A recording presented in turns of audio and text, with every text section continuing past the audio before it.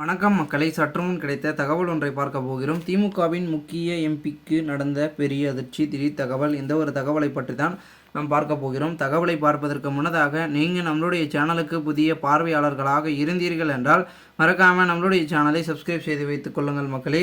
தற்பொழுது டிஆர் பாலு அவர்கள் பெரும் விதத்தில் வழக்கில் சிக்கியிருக்கிறார் என்று கூறப்படுகிறது. அதாவது அண்ணாமலை அவர்கள் வெளியிட்ட 4வது ஃபைலில் இவருடைய ஒரு ஊழலும் இடம்பெற்றிருக்கிறது அப்படின்றது பார்க்கப்படுகிறது. முறைகேட்டில் ஈடுபட்டதாகவும் கூறப்படுகிறது.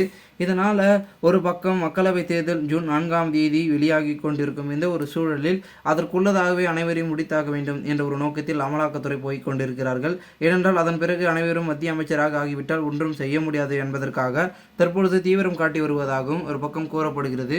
அதன் முன்னிலையில் அமலாக்கத்துறையின் நடவடிக்கை என்னவாக இருக்கிறதுனா, முக்கிய நிறுவனங்கள், முக்கிய இடங்கள் என்று பல விதங்களில் சோதனை செய்யப்பட்டு பல்வேறு விதமான விஷயங்களை செய்து கொண்டிருக்கும் வேளையில் அடுத்தபடியாக நம்முடைய முக்கிய அங்கங்களை பார்த்திங்கன்னா தூக்கி கொண்டிருக்கிறார்கள் என்றும் பார்க்கப்படுகிறது. இதன் முன்னோடியாக மணல் மாஃபியா என்று கூறப்படும் துரைமுருகனுக்கு அவருக்கு எதிராக ஆதாரங்களையும் ஒரு பக்கம் திரட்டி கொண்டிருக்கிறார்களாம். எப்பொழுது அவரும் சிக்கப் போகிறார்கள், அவருடைய ஆதரவாக இருக்கக்கூடியவர்களும் எப்பொழுது சிக்கப் போகிறார்கள் என்ற பேச்சுக்களும் அரசியல் வட்டாரங்களில் பேசப்பட்டு கொண்டதை நாம் காண்பித்து வருகிறோம். இந்த ஒரு சூழலில் இது மாதிரி பலவிதமான சிக்கல்கள் இருந்து கொண்டிருக்கும் நிலைமையில் அண்ணாமலை அவர்கள் ஒரு முடிவை எடுத்து போய் கொண்டிருக்கிறார். தமிழகத்தில் ஊழல் செய்தவர்களை பட்டியலிட்டு அவர்களுக்கு எதிராக ஆதாரங்களை வெளியிட்டு தற்பொழுது அவர்களை வசமாக சிக்க வைக்கும் என்ற ஒரு பிளான்களில் அவர் இருந்தாலும் பெரும் விதத்தில் போய் கொண்டிருக்கிறது என்று பார்க்கப்படுகிறது. ஏனென்றால் பிரதமர் மோடி மீண்டும் ஆட்சியை அமைத்து விட்டால் கண்டிப்பாக திமுகவின் அமைச்சரின் நிலை கேள்விக்குறியாகிடும். இப்பொழுதே ஒவ்வொருத்தராக தூக்கிட்டு இருக்காரு, அதன் பிறகு ஒட்டுமொத்தமாக தூக்கி விடுவார்கள் என்ற பேச்சுக்கள் தான் இருக்கிறது.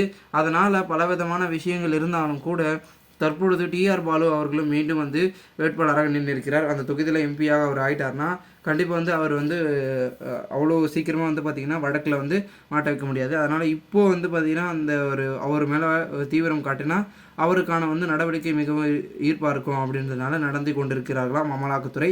இந்த ஒரு தகவல் எந்த அளவிற்கு உண்மைத்தன்மை என்றிருந்தாலும் தகவலாக அரசியல் வட்டாரங்களில் பேசப்பட்டு கொண்டிருப்பதை நாம் காண்பித்து தகவலாக பார்த்து கொண்டிருக்கிறோம். பொறுத்திருந்து பார்க்கலாம் என நடக்கிறது என்பதை. மேலும் இதுபோன்று நீங்கள் அரசியல் சார்ந்த நிகழ்வுகளை தெரிந்து கொள்ள சேனலை சப்ஸ்கிரைப் பண்ணுங்கள். நன்றி, வணக்கம்.